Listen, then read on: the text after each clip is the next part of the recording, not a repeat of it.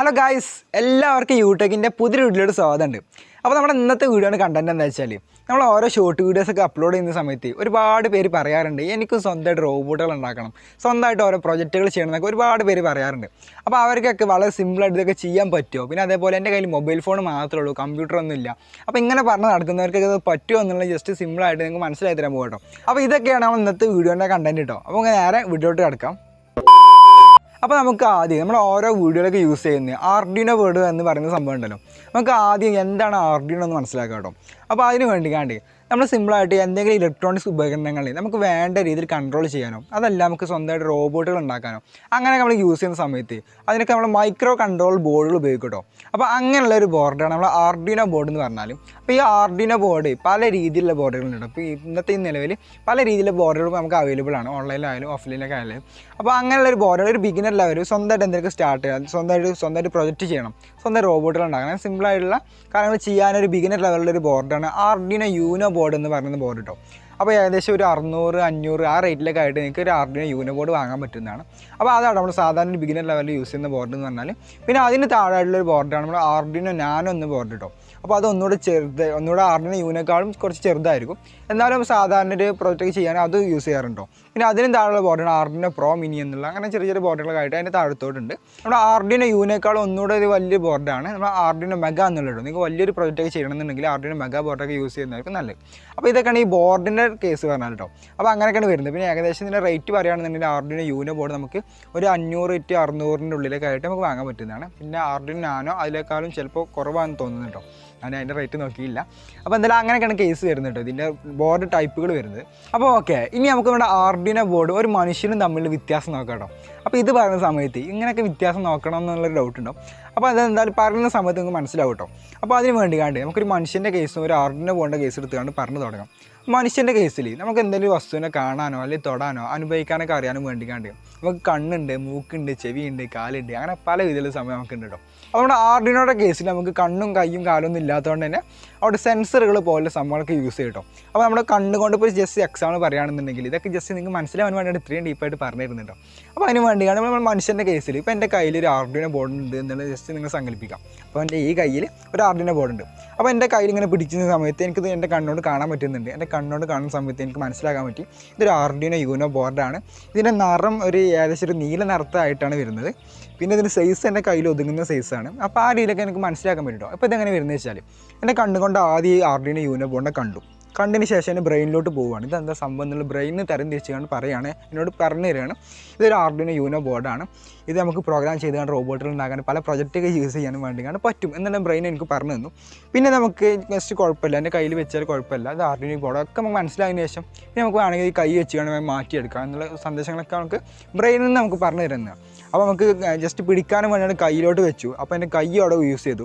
പിന്നെ അതേപോലെ തന്നെ കാണാനും വേണ്ടിയാണ് എൻ്റെ കണ്ണ് യൂസ് ചെയ്തു. അപ്പോൾ അങ്ങനെ നമ്മൾ പല രീതിയിലാണ് പല സംഭവങ്ങളും യൂസ് ചെയ്യുന്നുണ്ട്. കൈ നമ്മൾ പിടിക്കാനായിട്ട് യൂസ് ചെയ്യുന്നുണ്ട്, കണ്ണാണെങ്കിൽ കാണാനായിട്ട് യൂസ് ചെയ്യുന്നുണ്ട്, ചെവിയാണെങ്കിൽ കേൾക്കാനായിട്ട് യൂസ് ചെയ്യുന്നുണ്ട്. അപ്പോൾ അങ്ങനെ പല അവയവങ്ങളും പല രീതിയിൽ ഉപയോഗിക്കുന്നുണ്ട് മനുഷ്യൻ്റെ കേസിൽ കേട്ടോ. ഇനി നമുക്ക് ഇതൊക്കെ നമ്മൾ ആർഡിനോയുടെ കേസിലോട്ട് എടുത്തു നോക്കാം. അപ്പോൾ ഇതാണ് ഈ ആർഡിനോയുടെ കേസിലെടുക്കുന്ന സമയത്ത് ആർഡിനോയ്ക്ക് ഈ പറഞ്ഞ പോലെ കയ്യും കാലും ചെവിയും മൂക്കും ഒന്നുമില്ല. അപ്പോൾ അതോടെ നമുക്ക് ആർഡിനോട് ഇപ്പോൾ കണ്ണുകൊണ്ട് കാണുന്ന കേസ് പറഞ്ഞല്ലോ നമ്മൾ മനുഷ്യൻ്റെ കേസിൽ. അപ്പോൾ നമ്മൾ ആർഡിനോയുടെ കേസിലെടുക്കുന്ന സമയത്ത് ആർഡിനോയ്ക്ക് കണ്ണില്ല എന്ന് പറഞ്ഞു. അപ്പോൾ അവിടെ നമുക്ക് സെൻസറുകൾ ഉപയോഗിക്കാൻ പറ്റും കേട്ടോ. അപ്പോൾ ജസ്റ്റ് സിമ്പിളായിട്ട് ഈ കണ്ണിന് അവിടെ നമുക്ക് വേണമെങ്കിൽ അൾട്രാസോണിക് സെൻസർ പോലെ സെൻസറുകൾ ഉപയോഗിക്കാൻ പറ്റും. അപ്പോൾ എന്തെങ്കിലും മുന്നിൽ എന്തെങ്കിലും വസ്തുക്കൾ ഉണ്ടെന്നുണ്ടെങ്കിൽ അതിന് സെൻസ് ചെയ്യുന്ന പോലത്തെ അങ്ങനെ സെൻസ് ചെയ്യണമെന്നുണ്ടെങ്കിൽ നമുക്ക് അൾട്രാസോണിക് സെൻസർ പോലത്തെ സെൻസറുകൾ യൂസ് ചെയ്യാൻ പറ്റും. ഓക്കെ, അപ്പോൾ അത് നമുക്ക് മനസ്സിലായി. അപ്പോൾ നമുക്ക് ഒരു കണ്ണിൻ്റെ പകരമായിട്ട് നമ്മൾ അൾട്രാസോണിക് സെൻസർ പോലുള്ള സെൻസറുകൾ ആർഡിനോയുടെ കേസിൽ ഉപയോഗിച്ച് നമുക്ക് മനസ്സിലാക്കാൻ പറ്റി എൻ്റെ മുന്നിൽ എന്തോ ഒരു സംഭവമുണ്ട്. ഇപ്പോൾ ഞാൻ ഈ ആർഡിനോ ബോർഡിൻ്റെ മുന്നിൽ സെൻസറൊക്കെ വെച്ചുകൊണ്ട് സംഭവം സെറ്റ് ചെയ്തിട്ടുണ്ടെങ്കിൽ അതിന് മുന്നിൽ പോയി നിൽക്കുകയാണെന്നുണ്ടെങ്കിൽ അത് മനസ്സിലാവും എന്തോ മുന്നിൽ വന്ന് നിന്നിട്ടുണ്ടെന്ന് മനസ്സിലാക്കാൻ പറ്റും. ഓടും കാര്യമൊക്കെ എഴുതി കഴിഞ്ഞാൽ നമുക്ക് അതിനെ മനസ്സിലാക്കി എടുക്കാൻ പറ്റും എന്തോ മുന്നിൽ സംഭവം ഉണ്ട് എന്നുള്ള കാര്യങ്ങളൊക്കെ. നമ്മളത് കണ്ണുകൊണ്ട് കാണുന്ന പോലെ തന്നെ ഇപ്പോൾ കൈ കൊണ്ട് പിടിക്കണമെന്ന് നമ്മൾ എന്താ ചെയ്യുക, നമ്മൾ കൈ വെച്ചുകൊണ്ട് സാധനം പിടിക്കുക, അങ്ങനെ ചെയ്യാറില്ല. എന്നിട്ട് ആർഡിനോയുടെ കേസ് എടുക്കുന്ന സമയത്ത് അവിടെ കൈ നമുക്കില്ല. അപ്പോൾ അവിടെ നമ്മൾ എന്ത് ചെയ്യും, മോട്ടറുകൾ യൂസ് ചെയ്യും. മോട്ടറുകൾ പല രീതിയിൽ മോട്ടറുകൾ ഇപ്പോൾ അവൈലബിൾ ആണ്. നമുക്ക് വേണമെങ്കിൽ സർവോ മോട്ടർ അവിടെ യൂസ് ചെയ്യാൻ പറ്റും. സർവോ മോട്ടർ എന്ന് പറഞ്ഞാൽ 5 വോൾട്ടിലേക്ക് വർക്ക് ചെയ്യുന്ന സർവോ മോട്ടർ അവിടെ യൂസ് ചെയ്യാൻ പറ്റും. പിന്നെ നമുക്ക് വേണമെങ്കിൽ ഗിയർ മോട്ടറുകൾ യൂസ് ചെയ്യാൻ പറ്റും കേട്ടോ. പിന്നെ നമുക്ക് വേണമെങ്കിൽ ഒരു ഹാൻഡൊക്കെ ഉണ്ട്, ഒരു റോബോട്ടിക് ആമൊക്കെ ഉണ്ടായിക്കാണ്ട് നമുക്ക് യൂസ് ചെയ്യാൻ പറ്റും. പിന്നെ അതൊക്കെ ഒരു വേറെ ഇതാണ്. നമുക്ക് വേണമെന്നുണ്ടെങ്കിൽ അങ്ങനത്തെ വീഡിയോസൊക്കെ ചെയ്യട്ടെ, നിങ്ങൾ കമൻറ്റ് ബോക്സിൽ കമൻറ്റ് ഇട്ടാൽ മതി. നമുക്ക് വേണമെങ്കിൽ ആ രീതിയിലൊക്കെ വീഡിയോസ് ചെയ്യാൻ പറ്റുന്നതാണ്. അപ്പോൾ നമുക്ക് അവിടെ സർവോ മോട്ടർ യൂസ് ചെയ്യാം, ഗിയർ മോട്ടർ യൂസ് ചെയ്യാം, പിന്നെ വേണമെങ്കിൽ സ്റ്റെപ്പർ മോട്ടറുകൾ യൂസ് ചെയ്യാം. അപ്പോൾ അങ്ങനെ പല രീതിയിൽ മോട്ടറുകൾ യൂസ് ചെയ്യാം കേട്ടോ. അപ്പോൾ നമ്മൾ വലിയ പ്രൊജക്റ്റാണ് ചെയ്യുന്നുണ്ടെന്നുണ്ടെങ്കിൽ ചെറിയ മോട്ടറൊന്നും യൂസ് ചെയ്തിട്ട് കാര്യമില്ല. അപ്പോൾ അതിനനുസരിച്ചുള്ള മോട്ടർ അവിടെയൊക്കെ യൂസ് ചെയ്യേണ്ടി വരും. അപ്പോൾ ഇങ്ങനെയാണ് ബേസിക് ആയിട്ടുള്ള ഐഡിയ എന്ന് പറഞ്ഞാൽ കേട്ടോ. അപ്പോൾ നമുക്ക് ആദ്യം ഒരു ആർഡിനോ എന്താണെന്ന് മനസ്സിലാക്കി, അതിന് ശേഷം ഒരു ആർഡിനോ ബോർഡ് ഒരു മനുഷ്യനും തമ്മിലുള്ള വ്യത്യാസം മനസ്സിലാക്കി. പിന്നെ സെൻസറുകൾ യൂസ് ചെയ്യുന്ന സമയത്ത് ഈ പറഞ്ഞ സെൻസർ മാത്രമൊന്നുമല്ല, പല രീതിയിലുണ്ട്. ഇപ്പോൾ ഒരു മോഷനെ ഡിറ്റക്റ്റ് ചെയ്യണമെന്നുണ്ടെങ്കിൽ അവിടെ motion sensor, PIR motion sensor പോലുള്ള സെൻസറുകൾ യൂസ് ചെയ്യും. പിന്നെ അൾട്രാസൗണ്ട് സെൻസർ പോലത്തെ നമുക്ക് വേണമെങ്കിൽ പ്രോക്സിമിറ്റി സെൻസർ ഉണ്ട്. പിന്നെ അതേപോലെ തന്നെ പല രീതിയിൽ പല ആവശ്യത്തിനും നമ്മൾ യൂസ് ചെയ്യുന്ന സെൻസറുകളൊക്കെ ഉണ്ട് കേട്ടോ. അപ്പോൾ അതൊക്കെ നമുക്ക് വേണമെങ്കിൽ ഇനി ഓരോ ചെയ്യുന്ന വീഡിയോയിലൊക്കെ ആയിട്ട് ഓരോ സെൻസറുകൾ യൂസ് ചെയ്തിട്ട് പല പ്രൊജക്റ്റുകളൊക്കെ ചെയ്യാം. നിങ്ങൾ ജസ്റ്റ് കമൻറ്റ് ബോക്സിൽ കമൻറ്റ് ആയിട്ട് ഇടും കേട്ടോ. പിന്നെ ഇതേപോലെ തന്നെ ഇതിനെക്കുറിച്ച് കൂടുതൽ അറിയാനും വേണ്ടിയാണ് ഇതേപോലത്തെ വീഡിയോസ് ഇനി വേണമെന്നുണ്ടെങ്കിൽ അതും കമൻറ്റ് ബോക്സിൽ കമൻറ്റ് ആയിട്ട് ഇടുക. പിന്നെ പരമാവധി വീഡിയോയ്ക്ക് ലൈക്ക് കൂടെ അടിക്കുക കേട്ടോ. പിന്നെ ഇങ്ങനെയുള്ള വീഡിയോ ഫസ്റ്റ് ടൈം ആയിരിക്കും ഇങ്ങനെ ചെയ്യുന്നുണ്ടാവും കേട്ടോ. ഇനി നമുക്ക് മൈക്രോ കൺട്രോളറും മൈക്രോ പ്രോസസ്സറും തമ്മിൽ വ്യത്യാസം നോക്കാം കേട്ടോ. ഈ മൈക്രോ പ്രോസസ്സറിൻ്റെ കേസ് എടുക്കുന്ന സമയത്ത് നമ്മുടെ കമ്പ്യൂട്ടറിനകത്ത് ഡാറ്റ പ്രോസസ്സ് ചെയ്യുന്ന ഒരു യൂണിറ്റാണ് മൈക്രോ പ്രോസസ്സർ എന്ന് പറഞ്ഞാൽ കേട്ടോ. അപ്പോൾ അതിന് വേണ്ടിയാണ് റോമൊക്കെ യൂസ് ചെയ്യും. റാം എന്ന് പറഞ്ഞു കഴിഞ്ഞാൽ റാൻഡം ആക്സസ് മെമ്മറി കേട്ടോ. പിന്നെ റോം എന്ന് പറഞ്ഞാൽ പെർമനൻറ്റ് മെമ്മറിയാണ്. അപ്പോൾ അങ്ങനെയൊക്കെ ജസ്റ്റ് വരുന്നുണ്ട്. അപ്പോൾ ഇതിനെക്കുറിച്ചൊന്നും കൂടുതൽ പഠിക്കണം എന്നില്ല, ജസ്റ്റ് ഇതിൻ്റെ കേസിൽ പറഞ്ഞെന്ന് മാത്രമേ ഉള്ളൂ. ഇനി ഇത് മൈക്രോ കൺട്രോളിൻ്റെ കേസ് എടുക്കുന്ന സമയത്ത് ഈ റോമൊക്കെ നമുക്ക് ഒറ്റ ചിപ്പിൽ വരുന്നതിന് നമുക്ക് വേണമെങ്കിൽ മൈക്രോ കൺട്രോൾ എന്ന് പറയാം കേട്ടോ. പിന്നെ നമ്മുടെ മൈക്രോ പ്രോസസ്സറിൻ്റെ കേസിൽ മൾട്ടി ടാസ്കിങ് ആണ്, എന്നാൽ മറ്റേതിൽ അങ്ങനെയല്ല വരുന്നത്. അപ്പോൾ ഓക്കെ, ജസ്റ്റ് നിങ്ങൾക്ക് മനസ്സിലായി മൈക്രോ കൺട്രോളർ എന്താ, മൈക്രോ പ്രോസസ്സർ എന്താ ജസ്റ്റ് മനസ്സിലായി. ഇനി നമുക്ക് ലാംഗ്വേജുകൾ കുറിച്ച് ജസ്റ്റ് മനസ്സിലാക്കാം കേട്ടോ. അപ്പോൾ ജസ്റ്റ് എക്സാമ്പിൾ വെച്ചുകൊണ്ട് പറഞ്ഞു തുടങ്ങാം. അപ്പോൾ നമുക്ക് ലാംഗ്വേജുകൾ വേണമെങ്കിൽ മൂന്നായിട്ട് തരംതിരിക്കാൻ പറ്റും. ഒന്ന് മെഷീൻ ലാംഗ്വേജ്, പിന്നെ അസംബ്ലി ലെവൽ ലാംഗ്വേജ്, പിന്നെ ഹൈ ലെവൽ ലാംഗ്വേജ്. ഇപ്പോൾ നമ്മൾ സാധാരണയായിട്ട് കോമൺലി യൂസ് ചെയ്യുന്നത് ഹൈ ലെവൽ ലാംഗ്വേജുകളാണ്. അപ്പോൾ C, C++, ജാവ, പൈത്തൺ ഒക്കെ അറിയാലോ. അപ്പോൾ അതൊക്കെ ഹൈ ലെവൽ ലാംഗ്വേജുകളാണ് വരുന്നത്. നമുക്ക് ആദ്യം മെഷീൻ ലാംഗ്വേജ് കുറിച്ച് ജസ്റ്റ് മനസ്സിലാക്കാം. എൻ്റെ കയ്യിൽ ഒരു LED ബൾബ് ഉണ്ടെന്ന് ജസ്റ്റ് നിങ്ങൾക്ക് സങ്കല്പിക്കാം. ജസ്റ്റ് നിങ്ങൾക്ക് ഒരു എക്സാമ്പിൾ വെച്ച് പറയുമ്പോൾ ഒന്നുകൂടെ മനസ്സിലാകത്തുള്ളൂ. അപ്പോൾ അതുകൊണ്ട് ഒരു LED ബൾബ് എൻ്റെ കയ്യിലുണ്ടെന്ന് ജസ്റ്റ് നിങ്ങൾക്ക് സങ്കല്പിക്കാം. അപ്പോൾ എൻ്റെ ഈ ഒരു കയ്യിൽ LED ബൾബ് ഉണ്ട്. ഈ LED ബൾബിലോട്ട് നമ്മൾ പവർ കൊടുക്കുന്ന സമയത്ത് എന്ത് ചെയ്യും, ഈ ബൾബ് കത്തും. ഓക്കെ, ഒരു പവർ കൊടുത്തു കഴിഞ്ഞാൽ ഈ LED ബൾബ് കത്തും, എല്ലാവർക്കും അറിയാം.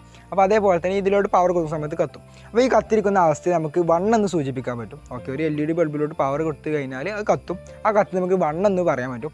അതിന് നമുക്ക് വേണമെങ്കിൽ ഒന്നുകൂടെ ഇതാക്കിയാണ്ട് ഹൈ എന്നൂടെ പറയാൻ പറ്റും. ഓക്കെ, അപ്പോൾ ഒരു LED ബൾബ് കത്തിയിട്ടുണ്ട്, അതിലോട്ട് പവർ കൊടുത്തപ്പോൾ LED ബൾബ് കത്തിയിട്ടുണ്ട്, അതിന് നമുക്ക് 1 എന്ന് സൂചിപ്പിക്കാൻ പറ്റും. അതിന് നമുക്ക് ഹൈ എന്നൂടെ പറയാൻ പറ്റും.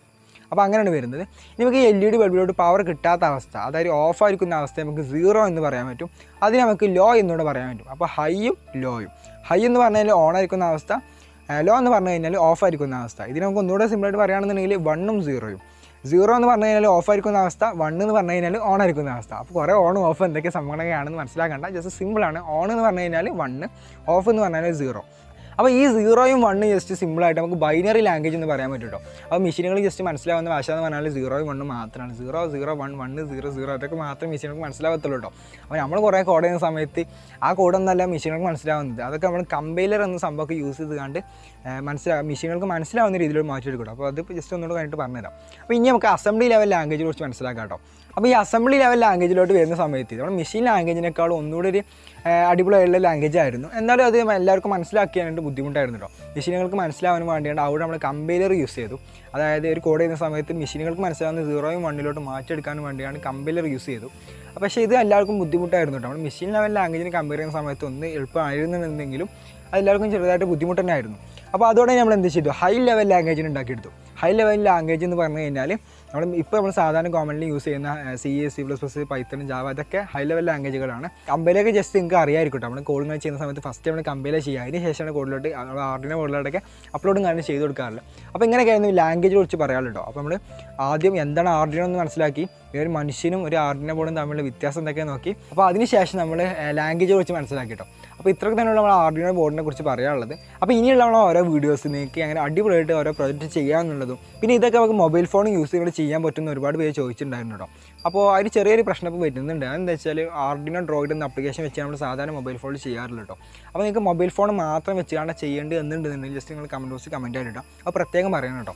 അപ്പോൾ നമ്മൾ അങ്ങനെ ചെയ്യുന്ന സമയത്ത് മൊബൈൽ ഫോണിൽ ചെയ്യുന്ന സമയത്ത് എന്താ വെച്ചാൽ ഇപ്പോൾ അപ്ഡേറ്റ് ആയിട്ടുള്ള എന്തൊരു ഇഷ്യൂ ആണെന്ന് തോന്നി, എല്ലാ മൊബൈൽ കിട്ടുന്നില്ല ഒരുപാട് പേര് പറഞ്ഞിട്ടുണ്ടായിരുന്നു കേട്ടോ. അപ്പോൾ അതോടെ തന്നെ ആ രീതിയിൽ നമുക്ക് നോക്കേണ്ടി വരും. കാരണം നമുക്ക് ഒറ്റയടിക്ക് പറയാൻ പറ്റില്ല, എല്ലാവർക്കും ചിലപ്പോൾ യൂസ് ചെയ്യാൻ പറ്റത്തില്ലെങ്കിൽ പിന്നെ നമുക്ക് ചെയ്തിട്ട് കാര്യമില്ലല്ലോ. അപ്പോൾ അതോടെ തന്നെ ചിലപ്പോൾ ഒന്നെങ്കിൽ സിസ്റ്റത്തിൽ ചെയ്യേണ്ടി വരും, അല്ല മൊബൈലിൽ ചെയ്യണമെങ്കിൽ അങ്ങനെ ചെയ്യാം കേട്ടോ. അപ്പോൾ എന്തായാലും അത് ജസ്റ്റ് നിങ്ങൾ കമൻറ്റ് ബോക്സിൽ കമൻറ്റ് ആയിട്ട് ഇടാം. എന്തായാലും മൊബൈൽ ഫോണിലാണോ അതല്ല കമ്പ്യൂട്ടറിൽ ചെയ്യേണ്ടത് എന്നുണ്ടെങ്കിൽ അങ്ങനെ നമുക്ക് ചെയ്യാം, രണ്ടും വെവ്വേറായിട്ട് ചെയ്യാം. അപ്പോൾ ഓക്കെ, ഇനി നമുക്ക് just variable, array, loop, function, ഇങ്ങനെ കുറേ കോഡിങ്ങിൻ്റെ കുറേ സംഭവങ്ങളൊക്കെ വരുന്നുണ്ട്. അപ്പോൾ അതൊക്കെ ജസ്റ്റ് നിങ്ങൾക്ക് ബേസിക് തന്നാൽ മാത്രമേ ഇതിനെക്കുറിച്ച് പറഞ്ഞിട്ട് കാര്യമില്ല, അല്ലെങ്കിൽ വെറുതെ കിളി പോയി ഇരിക്കേണ്ടി വരും.